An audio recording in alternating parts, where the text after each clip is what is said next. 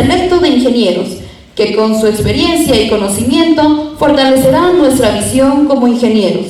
De igual manera, anunciamos a nuestros seguidores de este seminario que será transmitido a través de las plataformas digitales. Damos inicio al seminario con la ingeniera Nancy Eugenia Seifert Valdés, de amplia experiencia en las áreas de producción y control de calidad y especialidad en el área de patologías asociadas a la pintura. La recibimos con un fuerte voto de aplausos. De esta manera, damos inicio con el ciclo de seminario y exposiciones conmemorando el mes del ingeniero boliviano.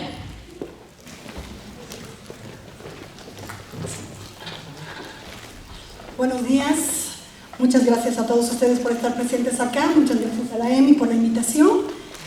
Y bueno, venimos a tratar de transmitir alguna experiencia que tenemos nosotros con los cuales ustedes como futuros ingenieros que posiblemente ya estén trabajando en el rubro de la construcción, se van a tropezar con un montón de patologías, ¿ya? Les voy a pedir un poquito de tolerancia, por favor, soy asmática y de vez en cuando necesito lubricar mi garganta, por favor, ¿ya? Muchas gracias. Bueno, en esta ocasión vamos a ver todo lo que tiene que ver con patologías asociadas a la humedad, a las filtraciones, ¿ya? Lo primero que tenemos que nosotros conocer para saber cómo vamos a manejar un producto, una pintura, sin importar la marca, sin importar de qué producto se trata, es conocer los conceptos que van asociados, ¿ya? Primero, ¿alguien me puede decir qué es una pintura?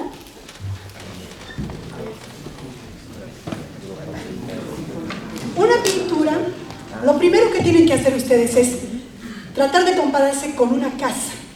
Yo soy como una casa o un edificio. ¿Por qué razón? Porque la pintura es la piel de la estructura, lo mismo que nosotros. ¿Qué tenemos que proteger? La estructura. ¿A través de dónde? De un montón de productos que van asociados. ¿Ya? Ya, perfecto. Disculpe. Bueno, la pintura, como dice la teoría, es un producto líquido que cuando lo vamos a aplicar sobre una superficie, cualquiera que sea, esta va a formar una película. ¿Para qué? Para protegerla, para decorarla, para identificarla. Como en este caso, por ejemplo, ustedes tienen acá una alfombra de un color determinado, justamente para guiarlos. Es lo mismo que sucede con la pintura. También está para señalización. Ahora, una pintura tiene 5 componentes. ¿Cuáles son? La resina es el producto más importante que tiene la pintura. Es lo que le va a dar la característica al tipo de pintura. Luego están las cargas, que le van a dar el cuerpo. Están los pigmentos, que le van a dar el color. Están los solventes, que nos van a ayudar a manejar la pintura. Y finalmente están los aditivos, que van a mejorar ciertas características de la pintura. Una pintura es como entrar a la cocina. Si vamos a preparar, por ejemplo, una sopa, disculpen que el ejemplo, pero la resina va a ser el tipo de carne que vamos a utilizar. El solvente, ¿en qué vamos a hacer cocer esa carne? En agua o en un tiner. Los pigmentos son aquellos productos que le van a dar color a nuestra comida. Las cargas, lo que le va a dar cuerpo, como por ejemplo, no sé, el fideo, la papa, el arroz, todo lo que vayan a colocar ustedes. Y los aditivos son los condimentos que le vamos a colocar a la pintura. Esta es una sopa, al igual que una pintura. Es exactamente lo mismo, ¿ya? Entonces, cuando estamos hablando de la resina, estamos hablando del componente que se va a encargar de aglutinar, de proteger todos los componentes de la pintura. Es el que le va a dar la resistencia a la pintura, justamente, le va a dar el tipo de característica al producto. Resistencia química, le va a dar la característica anticorrosiva, característica impermeabilizante, automotiva, para madera, para lo que ustedes quieren. ¿De quién depende? De la resina. ¿Ya? Ahora, el pigmento, como ustedes ven ahí, es simplemente color. Pero no es tan sencillo, no es solamente color. Cuando estamos hablando de pinturas anticorrosivas, por ejemplo, estamos hablando de un inhibidor de la corrosión. Es un pigmento el que va a inhibir la corrosión. ¿Ya? Entonces, esta es la forma en la cual se distribuye una pintura en la pared. Lo que ustedes pueden ver acá, en esta pared, es lo mismo que ustedes van a ver acá. Entonces, cada materia prima tiene un tamaño particular de partícula, justamente para que haya un ordenamiento molecular y podamos tener un buen cubrimiento de la pintura. Ahora, cuando estamos hablando de poder cubritivo, estamos hablando de que cuando nosotros vamos a aplicar una capa de pintura, en 2 manos nosotros ya hayamos alcanzado el color de acabado. El cubrimiento se mide de 2 maneras. Una es de forma visual y otra es a través de un espectrofotómetro. Todas las empresas de pinturas leen el color. Cuando ustedes o alguien se va a encontrar con un problema de que hay una diferencia de color, mejor que el espectrofotómetro es el ojo. Es increíble cómo el ojo puede desagregar los colores. Es mucho más efectivo el ojo que el equipo. Pero básicamente para tener datos, nosotros tenemos que medir. Y se mide con un espectrofotómetro. Ahora, pregunta. ¿Es lo mismo rendimiento que cubrimiento? ¿Por qué no? Les explico. Cuando estamos hablando de rendimiento, estamos hablando de cuántos metros cuadrados yo voy a alcanzar con 1 litro de pintura, digamos, o con 1 galón. Cuando estamos hablando de cubrimiento, estoy hablando de cuántas manos o cuántas capas voy a utilizar para entregar mi obra. Ahora, un error muy común es que la gente compare un producto, un tipo de producto con otro.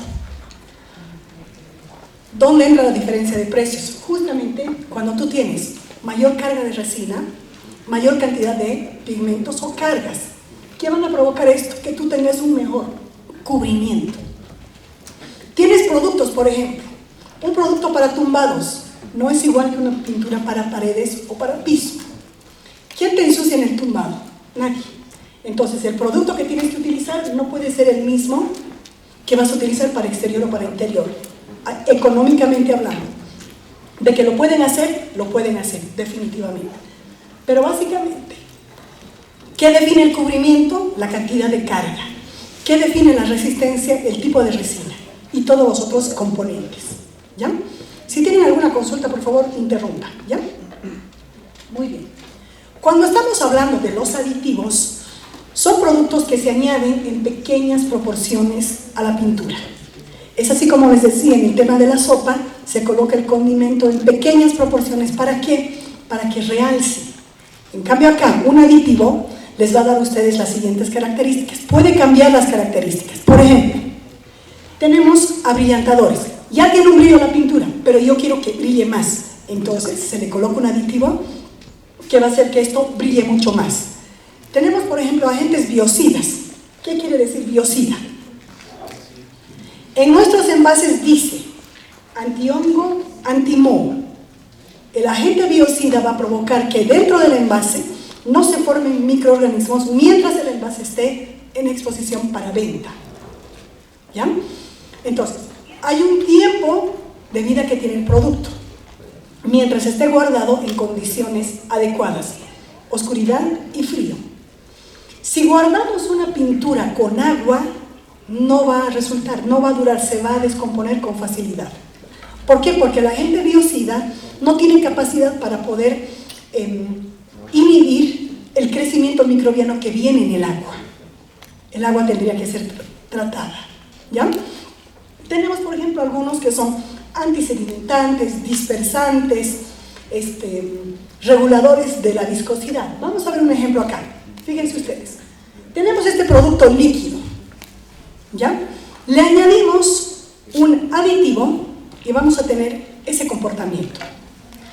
Cuando ustedes van a comprar un producto a la ferretería o a cualquier fabricante y el pintor le dice, la pintura está muy líquida. Nosotros como pintores, como productores de pintura, podemos ofrecerles una pintura altamente viscosa, pero es simplemente un juego comercial. ¿Para qué? Simplemente para que la pintura se vea mucho más viscosa, para que en nuestra percepción creamos que el producto rinde muchos metros cuadrados más. ¿Alguna vez ustedes han debido preparar crema chantilly? Cuando ustedes mezclan la leche con el azúcar, no pasa nada. Pero ¿qué pasa cuando colocan el limón? Inmediatamente se forma un cuerpo, como este gel. Le dan la vuelta al envase y no se chorrea, ¿no es verdad? No se cae. Es lo mismo los aditivos rheológicos, aquellos que van a regular la viscosidad. Ahora, estos aditivos rheológicos, ¿qué van a provocar? Que cuando nosotros, por ejemplo, la pintura la tengamos en descanso, en reposo, es un gel. La agitamos, se vuelve líquida. La volvemos a dejar en descanso, vuelve a ser gel. Eso lo hace el aditivo. Entonces, cuando ustedes vean un producto muy fluido o muy viscoso, son los aditivos reguladores de la viscosidad los que están trabajando. No es que el producto está malo, que le hemos echado más agua, menos carga, no. Simplemente es un agente rheológico el que está trabajando ahí. Que la pintura muy líquida que la has recibido, puede que el agente rheológico no esté trabajando todavía. Demora 24 horas en iniciar el proceso. ¿Ya? Entonces, cuando estamos hablando de agentes que nos deshacen, digamos, los grumos, una pintura cuando tiene grumos dentro de su composición se ve así. Entonces nosotros utilizamos unos aditivos humectantes, es como cuando hacemos con la piel. Nos colocamos una crema para que se lubrique la piel. En las pinturas se hace lo mismo. Cada partícula se lubrica para que no se aglomere. Simplemente cuando se junta, se suelta y se evita esto.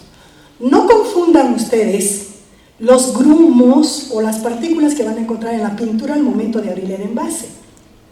Ese es un error muy común del pintor o de los ingenieros también y los arquitectos. Tomen en cuenta que cuando ustedes tienen un envase, tienen un espacio vacío y la tapa. Si yo tengo el producto en movimiento, hasta que lo vaya a entregar, el producto se va a secar acá. Cuando yo abra el envase, esa película seca de la pintura va a caer a la pintura fresca. Ahí nacen grumos, según lo que dicen los pintores. No son grumos, es simplemente pintura seca que ha caído, que están en obligación de filtrar. Nada más. ¿Ya? Muy bien. En el caso de los solventes, hay un reclamo muy común. La pintura no seca. Muchas veces lo van a escuchar. El único componente de la pintura, cualquiera que sea, es el solvente, el que no se va a quedar. ¿Para qué nos sirve el solvente? A nosotros como fabricantes para poder distribuir todos los productos, todas las cargas, todas las materias primas. Y para envasar. A ustedes para que les ayude a aplicar el producto. El solvente se va a ir en determinado momento cuando comience la reacción de temperatura o evaporación. Fíjense ustedes. Esta es la forma en la cual se forma una película. Las partículas se van uniendo poco a poco a medida que el vapor de solvente o el vapor de agua se vaya eliminando. Estos dos primeros pasos se conoce como secado. Cuando ya está formando película, se consolida la misma. A eso se llama coalescencia, que es el mecanismo de formación de película. No hay pintura que no seque. Es un error que ustedes o los pintores han cometido. Vamos a ver más adelante las patologías que se asocian. Fíjense este cuadro. Se van a fijar en todo lo que vamos a revisar ahora. Tenemos varias formas de secado. Por ejemplo, tenemos el secado por evaporación. La pintura látex, simplemente lo que yo hago es aplicarla con una brocha, rodillo, lo que ustedes quieran, y progresivamente va a formar película y va a secar. Es simple evaporación. Cuando estamos hablando del secado por oxidación, estamos hablando de los esmaltes, por ejemplo, como la sintética brillo, la sintética mate, pinturas al aceite. ¿Por qué tardan en secar? Porque las pinturas al aceite, en su composición, llevan aceite. Entonces, para poder secar, tienen que oxidarse. Fíjense, por ejemplo, cuando ustedes se compran una papita frita que está guardada mucho tiempo, ese aceite con el cual ha sido fritada el aceite se vuelve rancio. Para nuestro gusto está rancio porque se ha oxidado. Para las pinturas no huele rancio, pero hay un proceso de oxidación. Seca con el oxígeno del ambiente. Por esa razón tarda en secar. Tenemos esta otra, que es por polimerización. Cuando tenemos, por ejemplo, productos bicomponentes, componente A, componente B, como el oxipol, por ejemplo, que necesita de un agente químico para poder secarlo. Sin eso no seca. O bien las pinturas automotivas, que con calor en un horno tienen que secar. El mecanismo de formación de película en cada uno es el mismo. Fíjense ustedes. Miren, se va formando película. Cual sea el mecanismo de secado, no hay problema de no secado de la película. ¿A qué nos referimos cuando una pintura tiene que resistir a la intemperie? Anoche nos ha llovido bastante fuerte, en algunos casos graniza. La pintura tiene que resistir todo lo que ustedes están viendo. Esto de la humedad lo vamos a conversar luego, ¿ya? Pero básicamente, radiación solar, el viento, el sol, el granizo, la nieve, golpes, abrasión, lijado, todo eso tiene que soportar una pintura, ¿ya? Entonces, todas las pinturas están diseñadas para resistir esto. Ahora, ¿cuáles son las características para que nosotros podamos decir que este producto es buena pintura? Buen rendimiento, que tenga buen poder cubriente, la duración en el tiempo, la adherencia a la superficie, que sea fácilmente aplicable, que se nivele, que se autonivele. Esas son las características básicas de una muy buena pintura. ¿Y qué es la calidad? Simplemente cumplir con lo que nosotros estamos diciendo. Este es buen producto para esto. Todo esto tiene que cumplir el producto, incluso las expectativas que ustedes tienen del producto. ¿Ya? Ahora, vamos a hablar un poquitito sobre lo que es la humedad, los tipos de humedad. ¿Alguien conoce qué tipos de humedad tenemos? Dígame. Por capilaridad, filtración y condensación. Tal cual. Póngale 100. Efectivamente, esto mi compañero ha dicho. Todo cuerpo posee porosidad. A través de esta porosidad, tanto la lluvia, el vapor de agua, el vapor de solvente, filtran, suben por capilaridad, como dijo el compañero. Cuando hay un daño, por ejemplo, en las zonas húmedas de las construcciones, filtraciones. Y, obviamente, el medio ambiente también tiene humedad. Fíjense ustedes, vamos a ir viendo. Esta es la forma que tiene un poro. Con justa razón, el vapor de agua o el agua fluida va a pasar por estos espacios. Entonces, si nosotros no hacemos un tratamiento antes de construir, o si bien estamos en la etapa inicial, hay productos que pueden ayudar a que esto se aísle, que nos permita respirar la construcción. ¿Ya? Vamos a ir viendo. Miren. La humedad, como decía, es vapor presente en el ambiente. Vapor de agua, vapor de solvente. Porque en este ambiente no solamente hay pintura al agua, también tienen productos al solvente. ¿Ya? Entonces, vamos a ver todos los tipos de humedad. Como decía el compañero, condensación, filtración, capilaridad, lluvia. Fíjense cómo azota a un domicilio o a una vivienda, un edificio, la humedad. Subidas capilares, filtraciones del vecino, la lluvia, espacios, daños, de tuberías, los sanitarios, las cocinas, las duchas, a través de la cerámica, la humedad va a encontrar por dónde filtrar, por dónde salir, provocando daños. ¿Ya? Conocido, típico. La condensación, típica. La humedad ambiental. La humedad ambiental provoca este tipo de problema. A esto se llama lagrimeo, o técnicamente se conoce como lixiviación o lixiviación de surfactantes. ¿Qué pasa acá? Generalmente este tipo de defecto asocia cuando nosotros no consideramos que hay una temperatura de trabajo. Cuando nosotros pintamos muy temprano a la mañana, en días lluviosos, o muy tarde en la noche, dejamos que la película de pintura se forme durante la noche, la pared está fría, no forma rápidamente una película. Entonces pasan surfactantes al exterior, no se nota, no se ve. Si, como lo que pasó anoche, nos agarra una lluvia, puede ser una lluvia que sea aislada, salpicadura, vamos a tener este comportamiento. Es como si ustedes hubiesen echado leche a la pared y eso hubiera goteado. ¿Cómo solucionamos esto? Simplemente dejando que siga lloviendo, se va a lavar. O bien, si es una casa de no muchos pisos, agua. Agua corriente, nada más. Ok. Otro de los problemas de la filtración, de la humedad del ambiente, es que vamos a provocar carbonatación de la estructura metálica. ¿Cómo solucionamos este problema?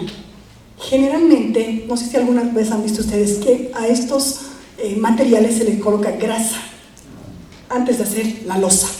Se reviste en grasa abundante. ¿Para qué? Para que no haya carbonatación. ¿Qué es la carbonatación? Es simplemente una reacción del medio ambiente donde nosotros tenemos CO2, monóxido de carbono, dióxido de carbono, que en determinado momento forma carbonato, un carbonato. Ese carbonato no solamente va a dañar el metal, sino también va a carbonatar la construcción, desintegrándola progresivamente. Ahora sí vamos a ver unas patologías, ¿ya? ¿Hasta aquí tienen alguna consulta? Ok, paso. Cuando nos encontramos con un defecto, lo primero que nosotros hacemos es asociar que es un problema de la pintura, porque el defecto lo estamos viendo en la pintura. Pero no es así. Puede ser la aplicación, puede ser el clima, pueden ser temas estructurales, la pintura puede ser una preparación de superficie inadecuada, la inexperiencia del pintor, un ambiente agresivo, un montón de factores. Una pregunta. ¿Algunos de ustedes ha salido por esta puerta o ha entrado por esta puerta que está allí? ¿Alguien se ha fijado las paredes? Ya. A la salida se van a fijar, ¿ya? Y vamos a hablar de eso. Muy bien. Primer defecto. Les dije hace un momento, se van a comparar ustedes con la estructura. El primer defecto que vamos a ver es la ampolla. Tal cual. Fíjense, tenemos la estructura, tenemos la pintura y hay un fluido adentro, que puede ser vapor de agua, vapor de solvente o agua. Así se ve. Fíjense, estos bolsones son exactamente igual a estos. Se puede llegar a un nivel de desintegración de la película de pintura total, como en este caso. ¿Qué fue lo que pasó acá? Fíjense, esta es una piscina cerrada.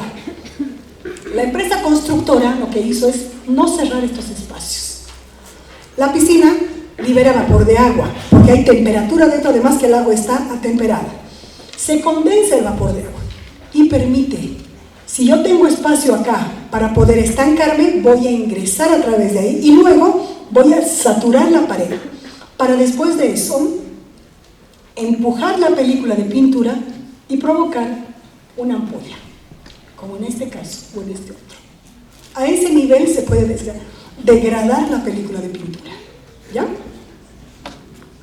Ampollas en el metal. ¿Cómo se puede provocar en un metal ampolla si no hay fuente de agua, no hay vapor de agua? Cuando nosotros estamos trabajando con metal tenemos que tener mucho cuidado de la temperatura de superficie, porque no se nota, no se ve. Sin embargo, el rocío, la humedad de la mañana, se deposita en una capa muy finita que no se ve. Ustedes aplican el esmalte y cuando seca la película, ese vapor de agua quiere salir, provocando las ampollas. En toda superficie sucede eso. Los arrugados. Ustedes cuando vean, por ejemplo, necesitamos hacer un mantenimiento, repintar esta superficie o rebarnizar, tienen que saber si el producto que van a aplicar ahora es compatible con la base. Aquí se asocian dos problemas, dos productos que son diferentes familias, no compatibles. La película está seca, vamos a colocar la película húmeda o mojada. En el proceso de secado, el solvente de la pintura fresca va a hacer reaccionar a la base y la va a arrugar. La otra forma de que esto suceda es que no hemos permitido secar, disculpen, no hemos permitido secar la primera mano y en húmedo hemos aplicado la segunda capa. ¿Qué ha provocado? Ese mismo vapor de solvente quiere salir. Entonces, al momento no encuentro yo un defecto de pintura asociado. Estoy viendo el problema en la pintura. No se olviden que el 97% de la garantía de un producto radica en la preparación de superficie. Ese 3% está asociado a la mano de obra, evidentemente también al fabricante, porque podemos habernos equivocado. ¿Qué nos ha pasado? O una materia prima que falló. ¿Ya? Este es otro tipo de defecto. Son las burbujas o el hervido. De la misma forma tenemos que controlar la temperatura de trabajo. Cuando ustedes tienen una superficie muy caliente y aplican un producto, una pintura, sobre todo al solvente, si la plancha está caliente, esta hierve. Entonces se provoca esto. Ahora, no es lo mismo ampolla que burbuja. Una burbuja es esto. Cuando yo, digamos, vamos a mirar, voy a adelantar unas. Miren, esta es una burbuja. ¿Cuándo sucede esto? Por ejemplo, cuando yo diluyo demasiado la pintura, le pongo mucha agua, el rodillo lo que va a hacer es generar espuma. Esa espuma tiene esa forma, que cuando viene una corriente de aire, se convierte luego en un cráter, como en este caso.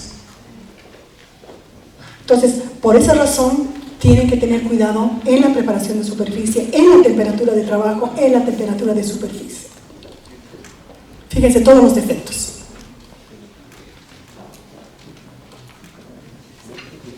Vamos a ver la capilaridad. Generalmente la capilaridad la tenemos de dos formas, la positiva y la negativa. Esta capilaridad es positiva, ¿por qué? Porque absorbe del suelo. La otra absorbe de la lluvia. Por ejemplo, yo tengo un edificio. El último piso se comporta exactamente igual que el primer piso. ¿Por qué razón? Porque el primer piso absorbe del suelo y el último de la terraza por la lluvia. Pongan así o pongan así el edificio, se comporta de forma exactamente igual. Muchas gracias. La capilaridad asocia otro tipo de defecto, que es la eflorescencia de sales. Fíjense estas manchas. Si ustedes prueban estas manchas blancas, van a ver que es un problema, es salado. ¿De dónde viene la sal? De la arena, del cemento, de todo el material constructivo que ustedes están utilizando, incluido el agua. Ahora, otro tema que ustedes tienen que controlar cuando hay un problema como este es justamente fisuras y microfisuras. Ahorita vamos a ver con detalle. Pero, miren esto. Una fisurita y una mancha blanca. Una fisurita y una mancha blanca. Ahorita vamos a ver cómo se comporta una microfisura. Pero, siempre que haya desprendimiento de película de pintura, tienen que ver qué hay del otro lado. Hay que dar vuelta la película. ¿Para qué? Para que veamos quién está provocando el problema. En este caso, sabemos que no se ha preparado correctamente una superficie. ¿Por qué razón? Porque esta masa está expuesta. Había que sellar la pared antes de pintar. ¿Ya?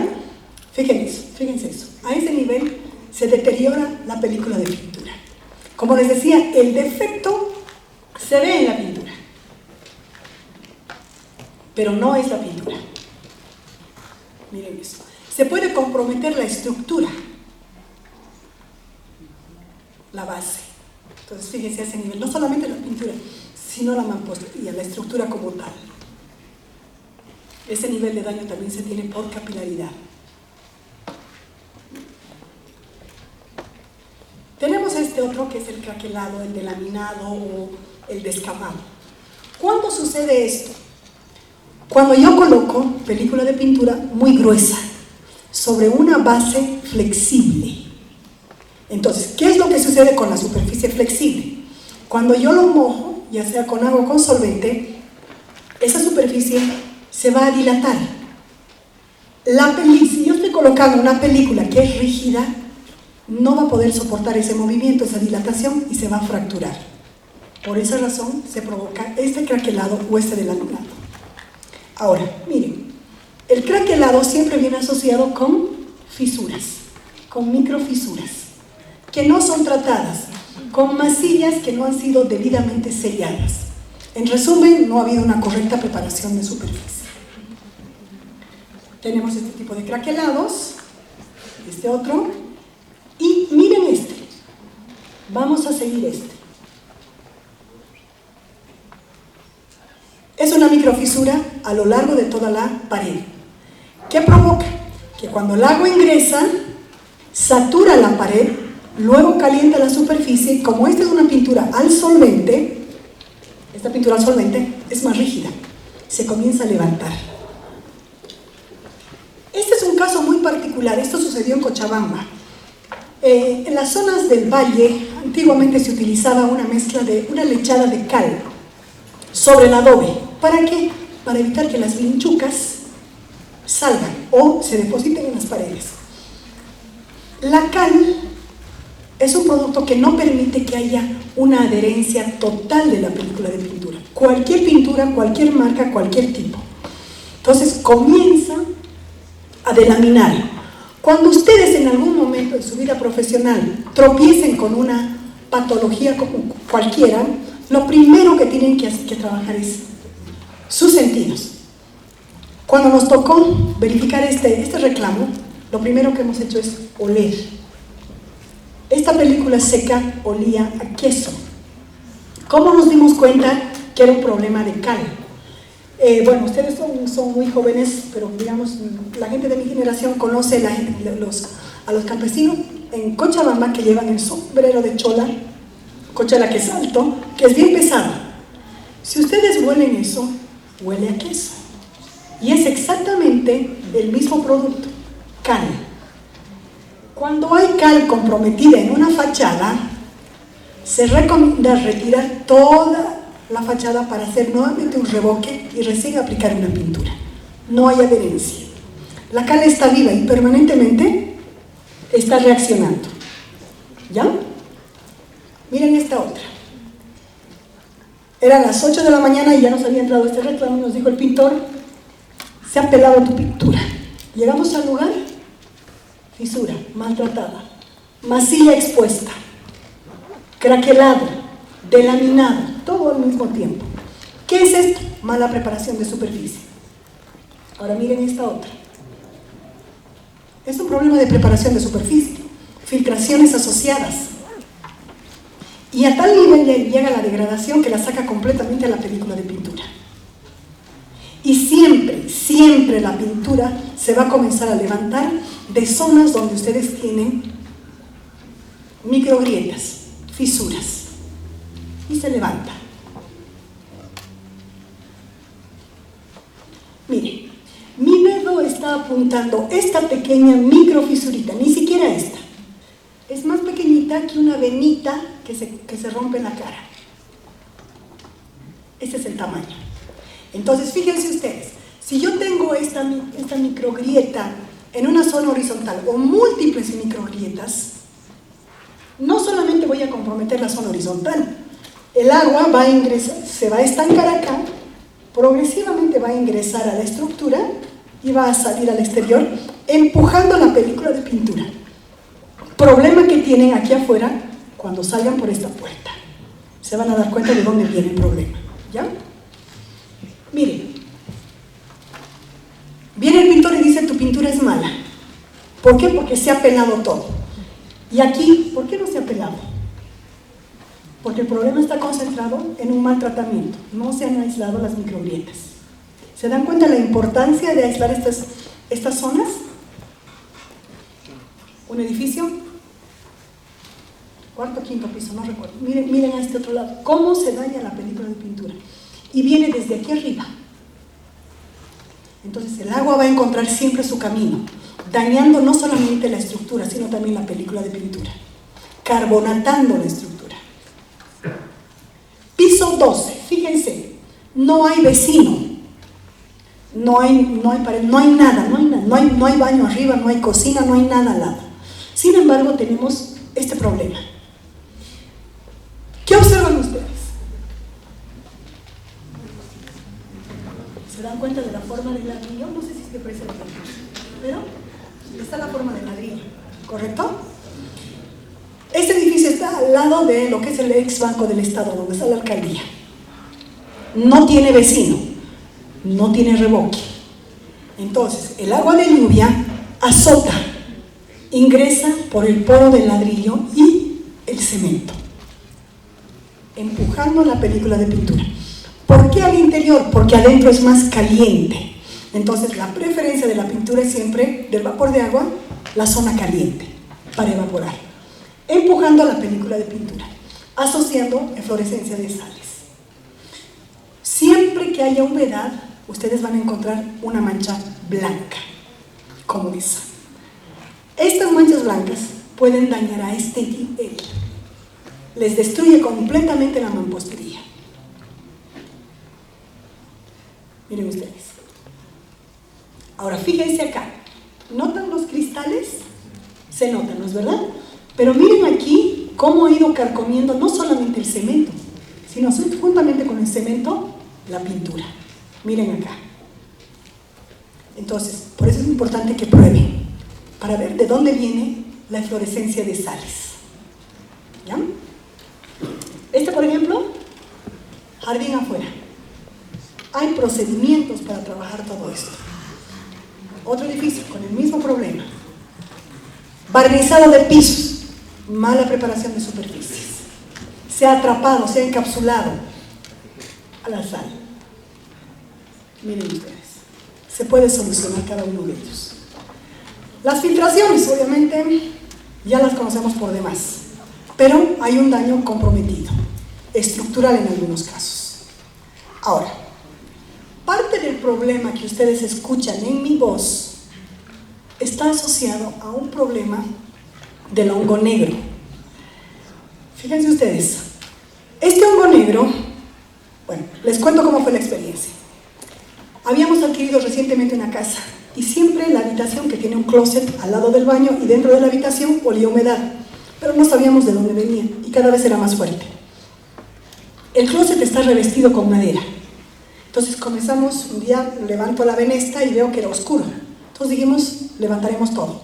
Cuando levantamos la pared de madera, encontramos toda la pared negra, negra. Y yo cometí el error de tocar.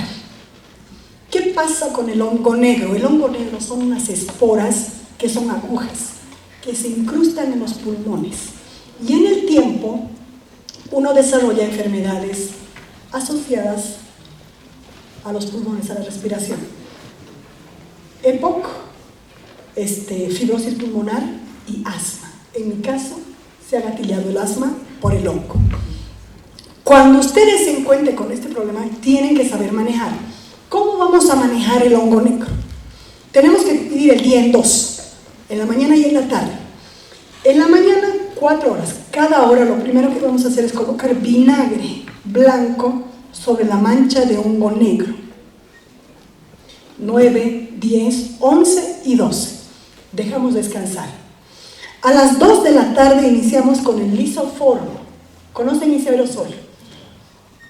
2 de la tarde, 3 de la tarde, 4 y 5 de la tarde. Al día siguiente, para asegurarnos, vamos a utilizar cloro o lavandina para terminar de eliminar el hongo negro y poder retirarlo recién. El hongo negro es muy agresivo y siempre está asociada a ambientes calientes que no tienen buena ventilación. Entonces, ¿por dónde entra la humedad acá? Estos espacios permiten que el vapor de agua de adentro del ambiente, que es más caliente lógicamente, se condense en esta zona. Como esta vivienda no tiene revestimiento, no tiene revoque, el vapor de agua también ingresa. Se suman los dos y como la pintura que se ha elegido tiene porosidad, el hongo comienza a incrustarse, a crecer dentro del poro y se hace visible. Lo limpiamos, nuevamente crece. Lo que tenemos que hacer es matar la colonia desde la base. ¿Ya? Todo tipo de hongo asocia en madera, en cemento, en todo lado. Muy bien, ahora vamos a ver la impermeabilización correcta. Vamos a ver la capilaridad ascendente. Este es un tema que nunca se hace. Cuando están construyendo edificios, ustedes simplemente cavan toda la superficie y nunca han aislado la tierra del cemento, la tierra de la estructura.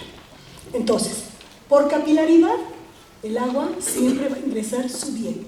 Fíjense, esto es lo que se debía haber hecho. Es decir, tenemos acá un producto asfáltico que se asocia al mismo tiempo con un plástico y recién se hace la construcción. ¿Para qué? Para cortar. ¿Ya? Vamos a cortar la eflorescencia de sales. No vamos a tener humedad por capilaridad. La opción B. Esta es muy riesgosa, definitivamente es muy riesgosa. ¿Por qué? Tenemos que hacer perforaciones. ¿Para qué? Para inyectar un tipo de impermeabilizante que es siliconado, que no va a llenar esos espacios porosos que hemos visto, sino simplemente va a llenar de una silicona alrededor que permite respirar, pero no condensar. Miren el procedimiento. No podemos trabajar en ladrillo de 6 huecos. Tiene que ser en ladrillo gambote. O directamente llegar a la zapata.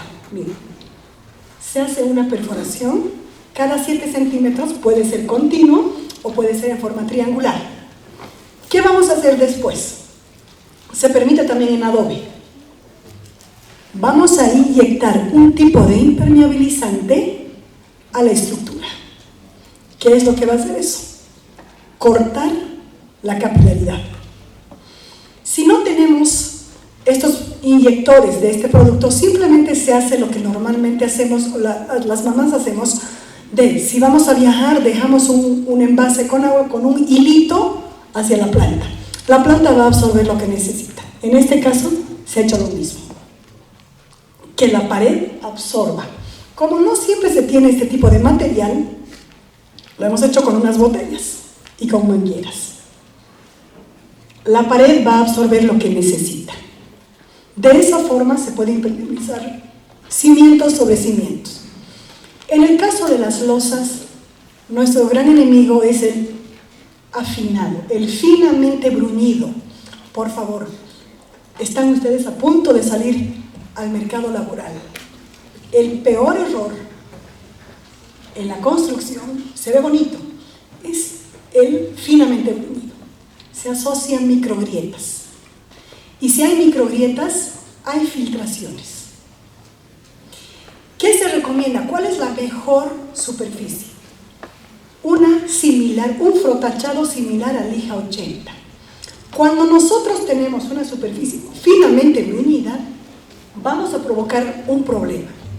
El anclaje de la pintura es superficial. Cuando lijamos o cuando tenemos un poro mayor, se abre el perfil de anclaje y la pintura se ancla mejor. Entonces, para cualquier pintura, ya sea pared o sea piso, rugoso. Se van a fijar ustedes afuera, tienen zonas finamente bruñidas. Lo que hemos visto hace un momento existe. Pero las zonas que tiene piruleado no tienen ni rajaduras. Observen ese detalle. Justamente porque cada microgrieta es eso. ¿Qué tenemos que hacer? Primero, rellenar la microgrieta. Pero si tenemos múltiples, tenemos que aislar completamente la superficie. Después, se aplica una capa de pintura y se asocia una membrana. Tenemos que darle varias manos, porque si dejamos expuesta esta fibra textil, el sol la quema, la degrada, y se va a levantar juntamente con la pintura. Metal también se puede impermeabilizar de la misma forma. Y tienen el resultado, impermeabilizado.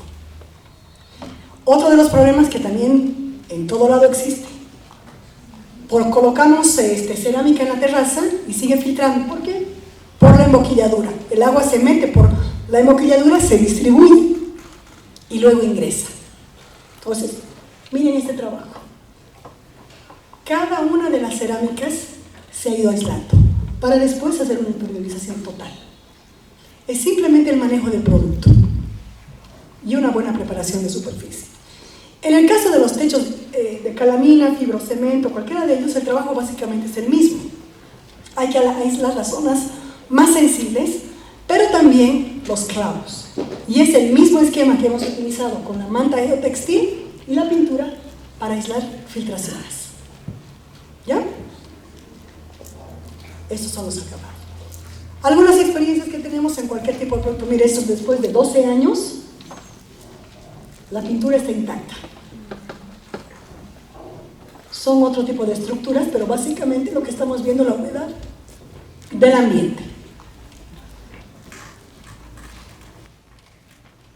Muchísimas gracias por su atención. Si tienen alguna consulta, estoy para responder.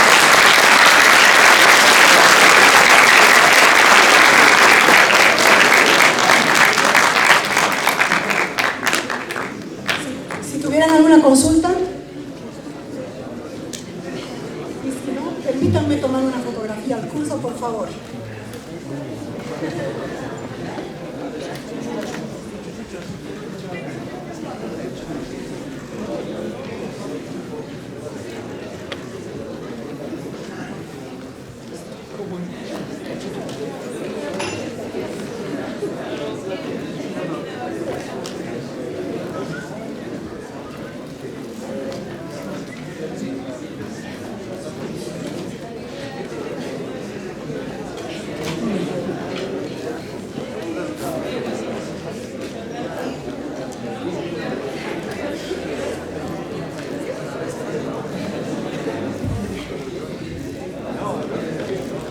A continuación se realizará la entrega de presente en agradecimiento a la brillante participación de la ingeniera Nancy Eugenia Seitel Valdés.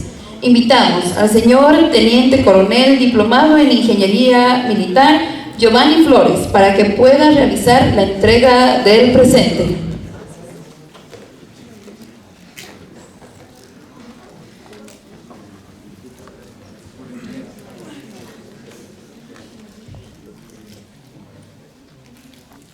Bueno, ingeniera. Hola. Hola. Hola.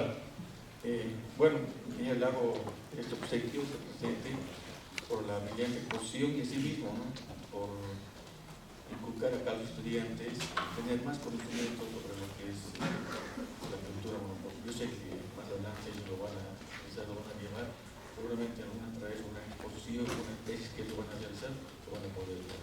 ¿Sí? Muchas gracias, ingeniera.